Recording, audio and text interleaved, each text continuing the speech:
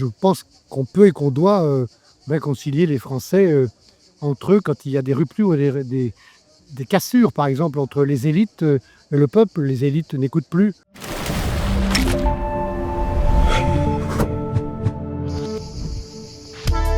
Les rencontres économiques d'Aix-en-Provence se sont tenues du 3 au 5 juillet au Parc Jourdan à l'occasion de la 25e édition. Michel Barnier, Tony Estanguet et des présidents de grands groupes ont échangé lors d'une conférence le deuxième jour autour d'une question: la France est-elle irréconciliable ? La France est un grand pays qui a envie d'entreprendre, qui a envie de s'engager. C'est un peuple qui a démontré dans son histoire plein de moments où il était capable de s'engager pour le meilleur, pour montrer le meilleur de lui. Et le meilleur, c'est dans les territoires, c'est un peu partout quelque part. Et c'est pas que pour les jeux, c'est aussi des fois pour des événements qui sont plus petits, mais qui sont tout aussi méritants parce qu'ils permettent de faire que les gens se rencontrent, de mettre à l'honneur quelque part des initiatives locales. Donc voilà, moi je crois qu'il faut accompagner les prises d'initiative, les gens qui sont audacieux, qui s'engagent, tous cette addition de petits pas qui fait qu'à la fin, on est peut-être une société qui est un peu plus inclusive, qui est un peu plus tolérante, qui accepte un petit peu mieux la diversité. Il y a plusieurs réconciliations nécessaires, plusieurs fractures.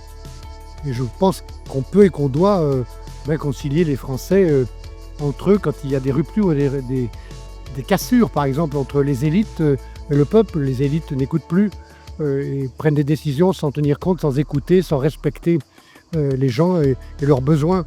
Vous avez une rupture, une cassure entre l'économie et la politique. Il y a plusieurs cassures, mais aucune n'est irréductible. Donc il faut avoir confiance parce qu'au-dessus de tout, il y a notre pays. Ça faisait tellement bien de voir notre pays apaisé, retrouvé, à l'unisson. Il y avait même des émotions de fierté qui faisaient vraiment... La France est réconciliable, c'est des sujets très intéressants dans lesquels on a pu approfondir et connaître plein aussi de nouvelles personnes et aussi de nouveaux sujets. Je pense que c'est accessible, surtout il y a des conférences, il y a de nombreuses conférences sur de nombreux sujets. Donc je pense que ça peut plaire à tout le monde et je recommande de venir. Ouais. Je suis là ici parce que pour moi l'économie c'est le nerf de la guerre. Et si on ne comprend pas ce langage, on n'arrivera pas à changer ce monde et à mettre beaucoup d'optimisme.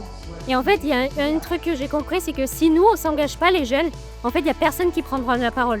J'ai été surpris parce que tous les intervenants étaient plutôt optimistes vis-à-vis de l'avenir sur la potentielle réconciliation entre les Français à une certaine unité nationale.